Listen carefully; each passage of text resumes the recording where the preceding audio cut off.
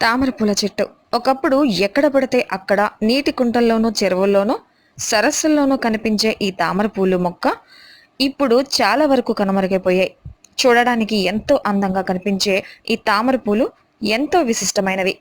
తామర పువ్వు లక్ష్మీదేవికి నివాస స్థానం. దేవుని పూజకు ఈ పూలను ఉపయోగిస్తారు. కానీ ఇప్పుడు చాలా వరకు ఈ పూలు అడపాదడపా కనిపిస్తున్నాయి. ఎంత బురద నీటిలో పెరిగినా కూడా ఈ తామర తీగకు అంటుకోదు.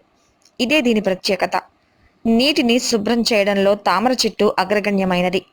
ఈ మొక్క సర్వాంగాలు అనేక శారీరక మానసిక బాధలను పోగొట్టగల శక్తి ఈ మొక్కకు ఉంది. మరి అవి ఏంటో క్లుప్తంగా తెలుసుకుందాం. తామర తీగ పేర్లు. సంస్కృతంలో పద్మమూల అని, హిందీలో కమలకంటి కమలకంద అని, తెలుగులో తామర తీగ, ఇంగ్లీష్లో లోటస్ అంటారు. తామర తీగ రూపగణ ప్రభావాలు. ఇది తీపి, వగరు, చేదు రుచులతో చలువ చేసే స్వభావం కలిగి ఉంటుంది. పైత్యాన్ని,